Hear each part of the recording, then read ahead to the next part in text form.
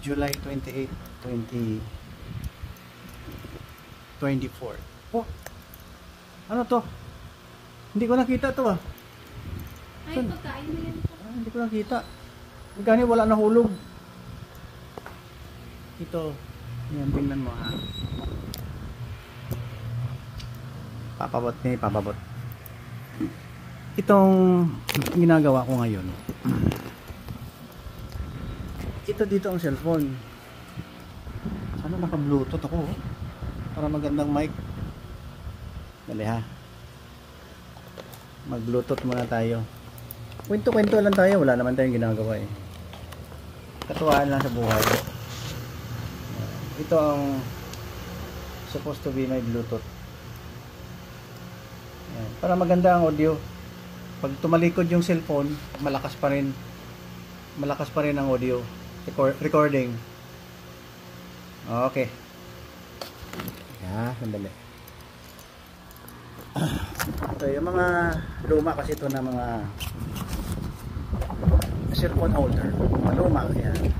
Para hindi mahulog ang cellphone, may tali. Ayan. Ayan. Pero kasi luma nahuhulog, may tali. Ito naman. Dito may tali. Mga luma na cellphone holder ito. Oh, ito siya. Yan. Mga sira, pero pwedeng mahulog. Oh.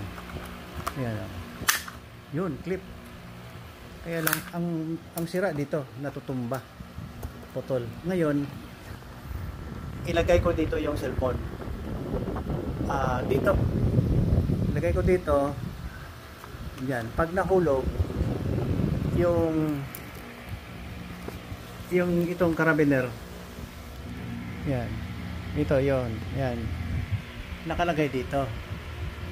So hindi mahulog.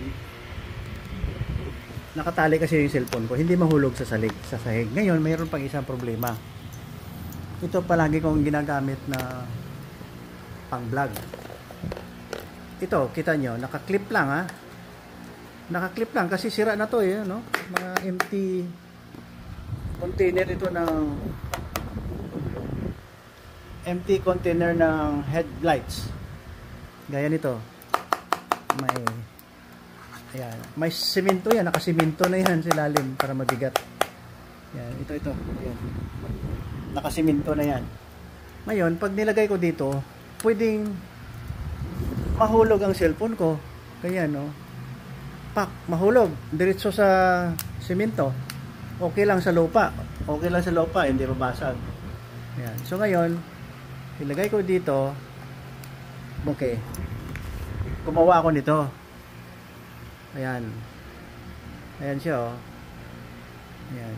Hindi pa tapos. Para dito yung clip. Kita mo ha. Kunwari may cellphone na yan oh. Ayan.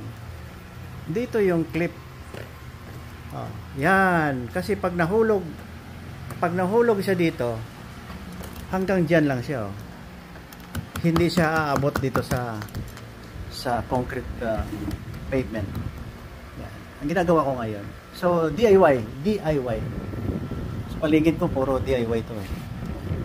Nakakatuwa. Okay, yun lang. God bless. Tinatalian ko pa ng nylon. Ayan. Binutas ko ng matulis na limbas kung sa Bisaya pa. Balag na tres kantos nga gibaid.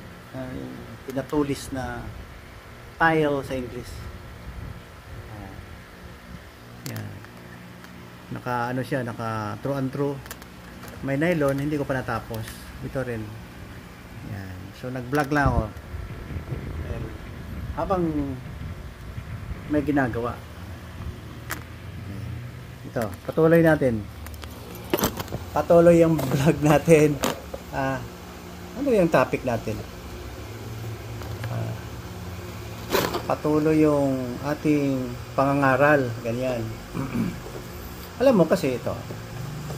Ang pinaka mabigat na ang pinaka masaklap na nangyayari sa ating bansa. Ang pinakamasaklap parang hindi natin alam kung ano ang tama.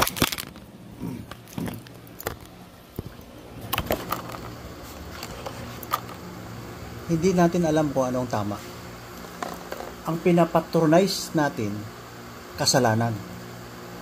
Yung sa mga paulit-ulit kong sinasabi. Mina, mani. Lahat halos ng transaction sa gobyerno, sa private. Mina, manipula. Ng mga nakakataas na may posisyon. That means, inaalaw nila yung tao na mataas ang pinag-aralan. Kung mataas ang pinag-aralan, ilagay sa mataas na posisyon, malaki ang nakawan. See? So proud sila. Parang yung tao na yan ay sinasanctify. May mga bodyguard. Kasi tao gobyerno eh. May bodyguard. Parang culture of impunity. Ayaw nilang pakialaman. Parang immune sila sa punishment. See? Parang tingin nila hindi sila tatablan ng mga kaso. Ito, inggit ako eh. Inggit talaga ako. Punta na ako ng Dubai, UAE, Sharjah, doon sa Dubai, UAE. Bakit matitino ang mga tao doon? Bakit matitino? Thailand, alam mo sa Thailand, iwanan mo lang yung sinilas, iniiwanan nila yung sapatos at saka chinilas sa labas ng kanilang bahay. Dito marami sanang tayo sa Pilipinas magagawa kung walang nagnanakaw. Ito lang ito talaga. Very dangerous habit na gusto kong sanang makatulong. Di ba may makita ka mga roadblocks, mga detour, kung gabi? May mga reflector. Minsan, mabilis yung sasakyan, lalong-lalo na walang ilaw yung sasakyan, and then, how can you reflect? That area is a danger side. You cannot reflect it anymore because walang umiilaw. Sa ibang lugar, may solar light pag gabi. Umiilaw. Sa Canada, wala masyadong solar light. 220 or 210 ang kanilang ilaw doon. Sa mga early warning nila, sa daan, sa kurbada, may mga ilaw, gumagano, no? Flash, flash, flash, flash. Kasi dito, pag naglagay ka ng solar light, di nanakaw. Grabe yung ugali natin. Kaya, huwag niyo akong sabihin na papabot ay malupit. Papabot ay nang bubuli. Hindi ako nang bubuli. Ang nakikita ko kasi mali ang management natin. Maling-mali. Kunwari nasa daan ka to implement the law. But people knew that inside your office, 99.9% gumagawa na hindi tama. Fixing, LTO, HPG, nang huhuli, naniningil, walang resibo. Saan pumunta? Sa bulsa, hindi sa gobyerno. Kaya sabi ko, masama ang loob ko. Masama ang loob ko. Hindi tayo, we cannot go forward. We cannot soar high with that kind of attitude hanggang ngayon. Pasensya. Pasensya tayo.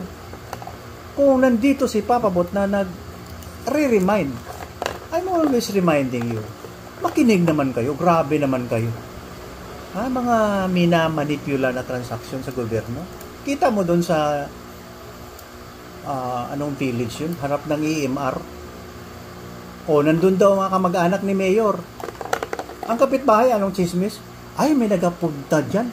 Sako-sako ang dalang pera. Ano ba yan? Saan nagapunta ang pera? Tingnan mo yung mga street kids. Naahawa talaga ako sa mga street kids natin. Grabe naman. Di ba? Pulubi. Nakita ko yung CCTV ng bahay sa Marbel. Nakita ko may tricycle. Pilipinas, may tricycle. My goodness.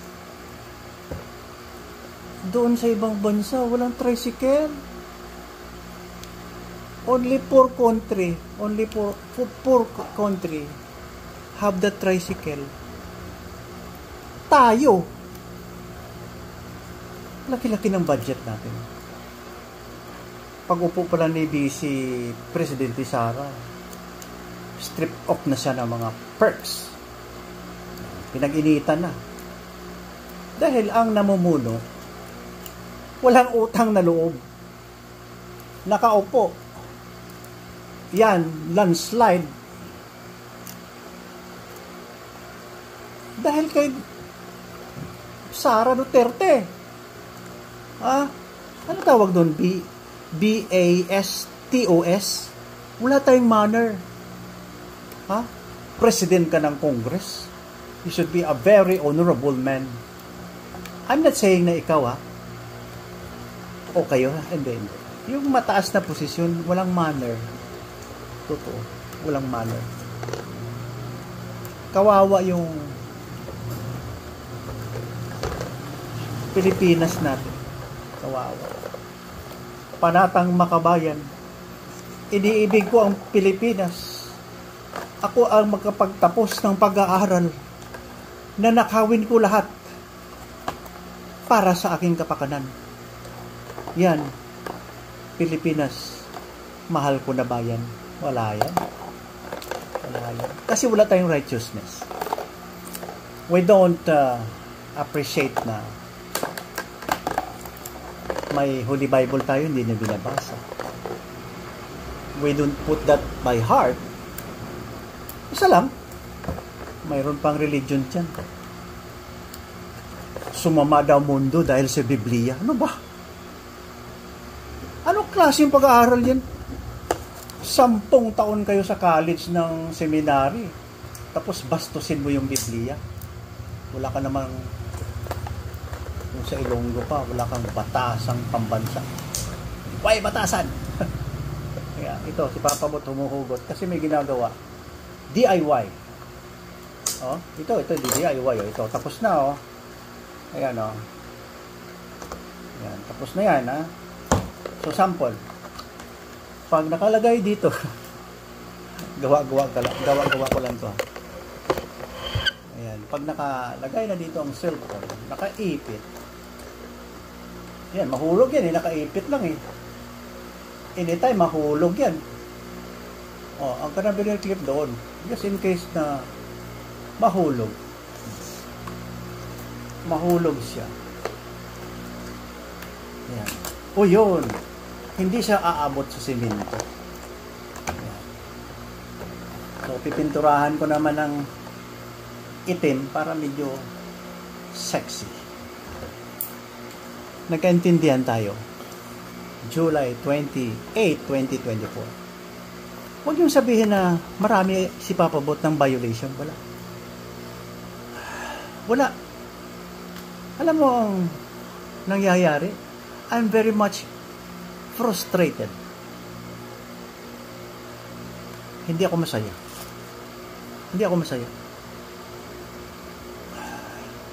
Malaki-laki ng budget, totoo lang, sa Pilipinas. Ng Pilipinas, malaki. DPWH. Ang budget sa construction is 100 million. Ang pumupunta doon sa project, 20 million lang. Ang 80 million saan? Ako. Di ba? Pista sa isang lugar. Gagastos yan ng 500,000 sa fireworks. Nasusunog. Samantala, maraming nagugutom dun. Para ano?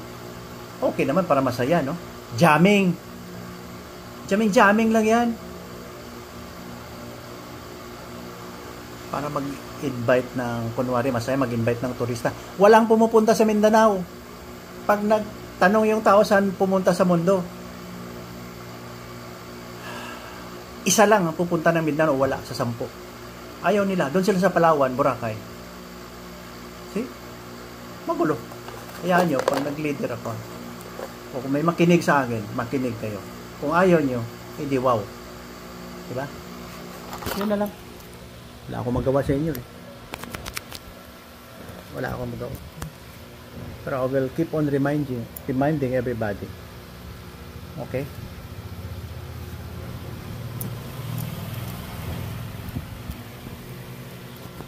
God bless you. God keep you. In Jesus' name. Amen. Peace.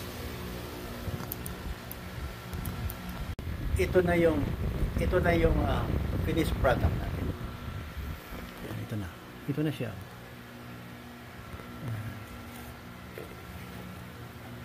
Yan. So, ulit. Ito.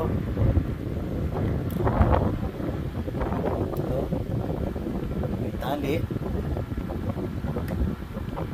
So, ilagay dito ang tali. So, hindi siya nahuhulog. Hindi siya umabot sa sahig. Sa concrete floor. Ang masama, nahulog yan. Kasi nag-vlog ako minsan sa labahan. At nahulog yan, di ba? Maliligo ang cellphone, sira. O, see? Yan ang finished product natin. Naka-ready na yung Pilox paint, spray. Okay? Patuloy ang vlog. Next episode.